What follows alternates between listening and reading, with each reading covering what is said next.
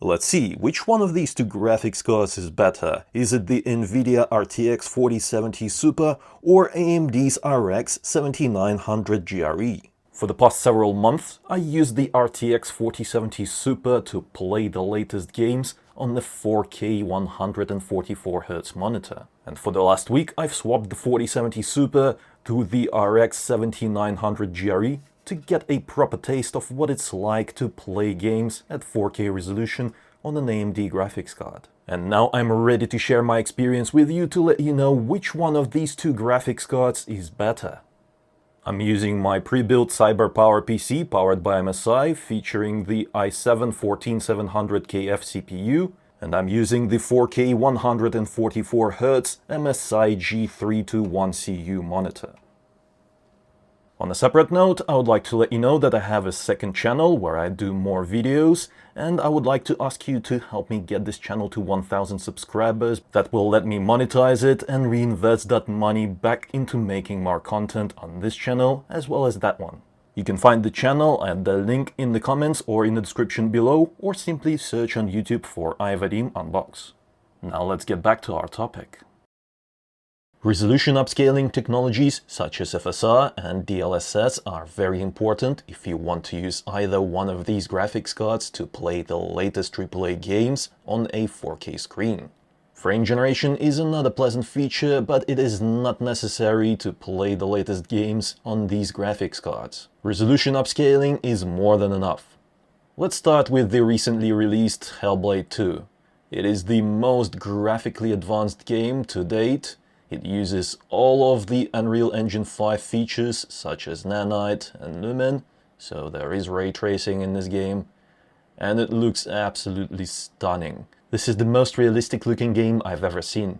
I used the 4070 Super to complete this game using the following graphics settings. We're at 4K resolution, NVIDIA DLSS is set to balanced, frame generation disabled, and graphics quality is maxed out, so that's the highest graphics preset with all the bells and whistles. To enjoy the smoothest possible gameplay, I've locked the FPS at 60, although now it is unlocked just to demonstrate the total performance of this graphics card. This is one of the most demanding scenes in the game, and we are always getting close to 60 FPS, so that is great. And DLSS set to balanced looks very good. I can still see all the finer details, and when I pan the camera, the image stays nice and crisp. I haven't noticed any graphical issues throughout my whole playthrough. FYI, we are using 9.6GB video memory and 12.3GB RAM. And in my experience with the latest games, such as Horizon, Hellblade 2, Ghost of Tsushima, 12GB of memory was always enough. Another thing worth pointing out is that the GPU uses around 200 watts. We can also enable frame generation, that is if we wanted a few more frames here and there. Personally, I decided not to use frame generation to play this game because I wasn't quite happy with some of the visual problems that occur around the edges of the character in some scenes. I mean, in this scene it's fine, but in some other scenes it was very distracting how there were graphical artifacts around the edges of the character. And also, have a look at this. We are not actually getting that many more frames in this particular scene. I've seen other scenes where I would get something like plus 10 FPS generated, but in this scene we're still getting the same 60 plus FPS. And I don't think it has anything to do with the lack of VRAM, because VRAM is still at around 9GB, RAM at around 12GB, so there is nothing overflowing from video memory into RAM. Interesting. In a more static scene, we are getting probably about plus 10 FPS from that frame generation. But yeah, it's this kind of inconsistency that makes me question frame generation technology. And that's why I prefer using DLSS resolution upscaling exclusively, because it delivers the best performance consistently as well as better image quality. And just in case you're wondering how the game performs at native resolution, so no DLSS upscaling of any sorts, this is native 4K. Yeah, we're getting 20 plus FPS experience in this particular scene. But I guess you could say that this is still a good experience because we're getting cinematic 24 FPS, the same FPS as we are watching all our movies. I joke, of course. The RX 7900 GRE is in. Let's have a look at what it has to offer. We are back in Hellblade 2, using the RX 7900 GRE. And one thing I would like to point out right away is that AMD FSR 3 upscaling is present, however, frame generation is absent. And that is a theme across some of the latest games as well. There is no frame generation in Horizon Forbidden West, for example. So it appears that AMD is struggling to get game developers to implement its frame generation into their games. But let's move on. I'm using high graphics quality preset, that's the same as we've used with NVIDIA, and AMD FSR 3 is set to balanced. Let's start with performance analysis. Yeah, as you can see, we are getting 50 plus FPS, whereas with the 4070 Super we had 60 plus FPS in this particular area. My guess would be it's because of ray tracing. This game does ray tracing beautifully, and on high graphics preset, Lumen is turned on. And just take a look at that. We are dropping to around 40 in this area right here, where we have a lot of rays from the sun. Yeah, that's one of the weaknesses of AMD graphics cards. They're just not as good at doing ray tracing as NVIDIA's RTX 40 series. However, that is not the biggest concern I have with AMD's graphics cards and the latest games. For example, right now, after one patch, AMD's FSR 3 upscaling is looking better in terms of image quality. However, it is still not good enough, especially when you have something to compare to. In my case, that would be NVIDIA's DLSS. You can spot the difference very easily because there's just a lot more graphical imperfections and artifacts happening on the screen. The finer details are not as fine, so everything is just a lot more blurry. And there are some artifacts, horrible artifacts happening around the edges of the character, and that is very distracting. That is breaking my immersion and makes me want to turn off AMD's FSR upscaling.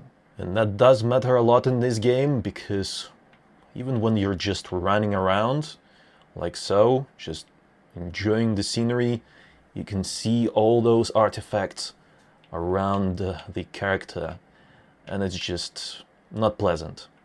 I want to show you something else that I think is very important to mention. In other scenes, where there's a lot of grass, we are experiencing even more problems.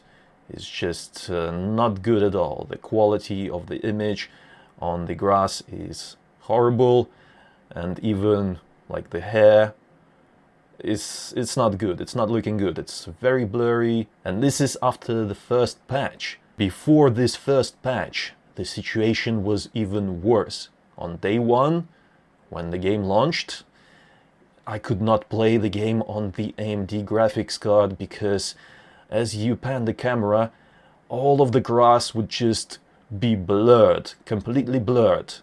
And that would break my immersion completely. So yeah, I considered it unusable. Now, at least it is somewhat usable. But once again, I must say that since I have something to compare this to, that is DLSS, I can tell you, I very much prefer DLSS experience. Honestly, it's not even a competition. AMD's FSR is somewhere down there, and NVIDIA's DLSS is in the league of its own. And once again, there's a lot of artifacts happening around the character as I pan the camera. So doesn't matter which scene we are looking at, it is happening every time, all the time. In terms of power consumption, this graphics card usually consumes between 280 to 300 watts of power, and memory utilization is close to 10 gigabytes. Now let's turn off AMD's resolution upscaling and have a look at the native 4K experience.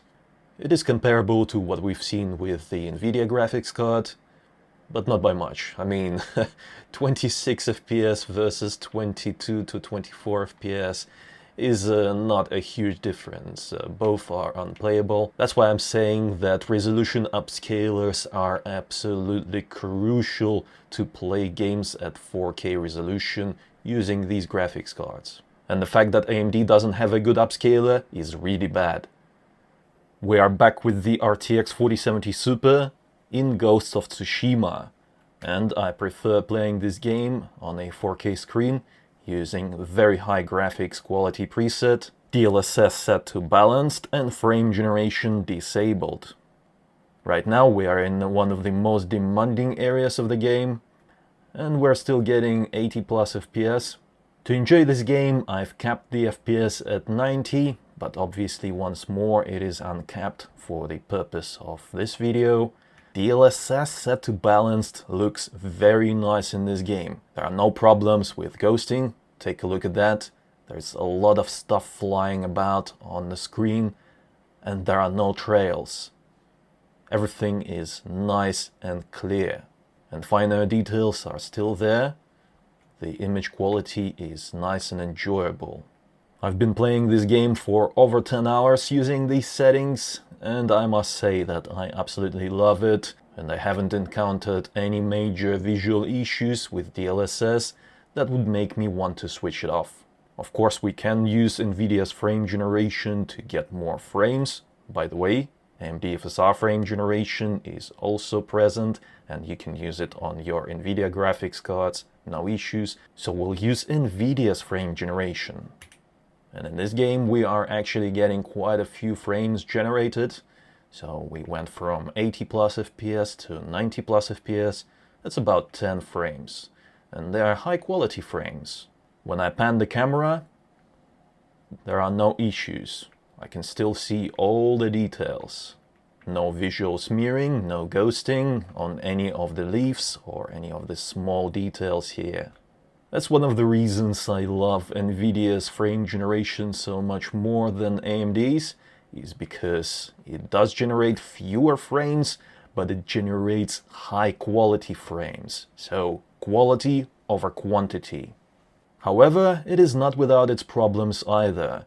In this particular game, even though there's been a few patches already since its launch, there's still one issue with NVIDIA's frame generation when I'm using the 4070 Super. Yesterday I've played this game for about 2 hours using frame generation just to check if that issue is still present. And yes, indeed, sometimes the memory overflows and the FPS drops, so frame generation just stops working altogether. I suspect that this has to do something with how this game uses VRAM, because it is now at around 11 gigabytes and it is absolutely fine. It's running fine, but then once you play for about an hour or so, sometimes the memory gets overfilled and it's probably causing frame generation to stop working.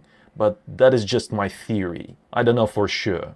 But yesterday, during my 2 hours of gameplay, first time that problem happened to me after an hour of play, and then again after about 40 minutes.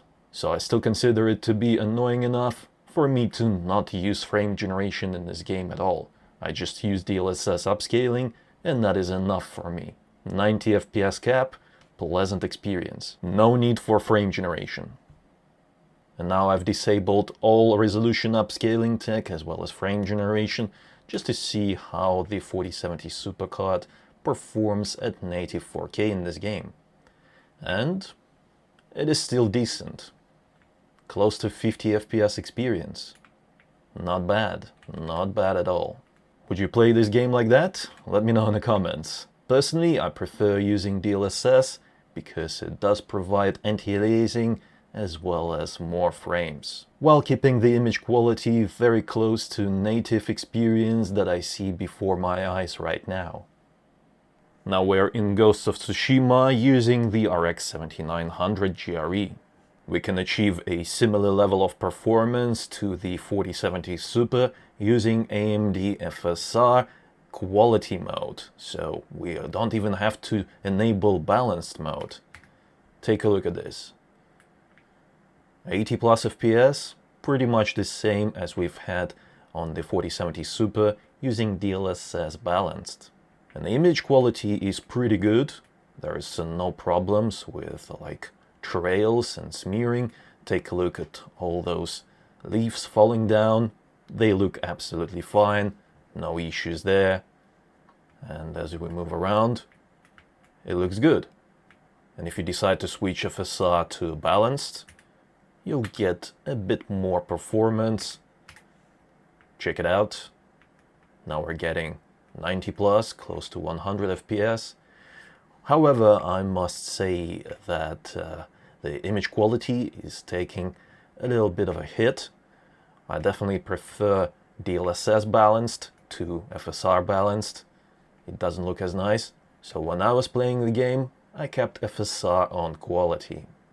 Now let's set FSR back to quality mode and enable frame generation. AMD's frame generation generates a lot more frames. Take a look at this. We went from 80 plus FPS to 130 plus FPS. That is a lot of extra frames. However, the experience is not smooth, as you can see from those frame time and frame rate graphs, but that is easily fixed by locking your FPS, for example at 120. Let's lock it at 120 in this instance. That's the way I tried playing this game, and it was quite enjoyable. Take a look at that. Frame time and frame rate graphs are absolutely smooth, and the performance is smooth as well. As I move my mouse around, it is absolutely beautiful. However, I still have to inform you that AMD's frame generation is inferior to NVIDIA's DLSS frame generation. There's a little bit of blurring going on as you pan the camera, so if you are sensitive to those kind of things, then you will notice them. Other than that, I'll be honest with you, I've been playing the game with frame generation enabled for about an hour or two, and I didn't have any issues with it whatsoever. It was running well, and I did enjoy my time using frame generation on the AMD graphics card. But as with other games, this game as well is not without its issues when you turn on AMD's FSR, and one of them is the trees. When you pan the camera, the trees are just filled with those light pixels. It's just like film grain of some sort, but it is ruining my immersion. It gets really bad when you're moving through a forest area like this one here, and you are moving your mouse around, and it's just... and those tiny light pixels are just everywhere. They're just like film grain all over the trees as you move around the forest, and it's just so annoying. It is really annoying me, and that's why I do not want to use AMD's FSR in this game either. To be fair, a similar effect occurs when you use TAA without any AMD FSR or frame generation, but it is much less noticeable. And when you use NVIDIA's DLSS, this effect is pretty much gone, so you're just walking around the forest, running around the forest, and enjoying the scenery. That is a good example of why good anti-aliasing technology is important. And now let's take a look at how the 7900 GRE performs at native 4K resolution. So FSR is turned off, frame generation is turned off. And in the same location, we're getting higher FPS than we had with the 4070 Super. Now we are at 50 plus FPS. This is very much playable and very much enjoyable. You could play the game like this if you are okay with 50 plus FPS experience, but I prefer 90 FPS experience in this particular game, because it is much more pleasant to just, fight when you have 90 plus FPS.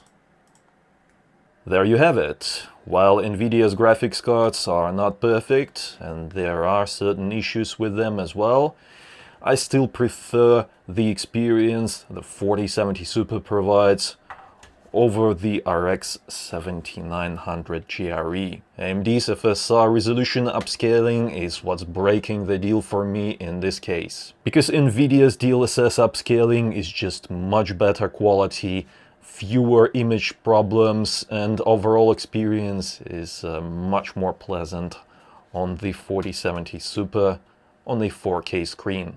I would really love AMD to improve FSR and also get game developers to include it in more games, but in its current state, it is just not good enough. Here is a bonus example of things you'll have to deal with if you decide to own an AMD graphics card. So this is Horizon Forbidden West, another recently released game, and let's take a look. Did they bother to include AMD's FSR in this thing? Yes, they did. However, it is FSR 2.2. That's an older version with worse quality, and there's no frame generation. While on NVIDIA's side you get the latest DLSS and DLSS frame generation technologies, so you can enjoy your games properly. And that is pissing me off, because this graphics card is pretty good. I mean, if you use it to play games at native resolution, it is brilliant. There is no problems with drivers, the performance is nice and smooth, but it's things like this that piss me off. You get worse experience with this graphics card just because AMD couldn't be bothered to promote their technologies and get game developers to use them. So this message is for AMD. Please do better with your technology, because otherwise NVIDIA will keep on winning. But that was my opinion. Let me know what do you think in the comments below. And if you're interested in any of the products featured in this video, you know that you can find them at my Amazon links in the description below. Check them out. Don't forget to give this video a like if you enjoyed it and found it helpful, and subscribe for more if you haven't already. It was I, Vadim. Until next time.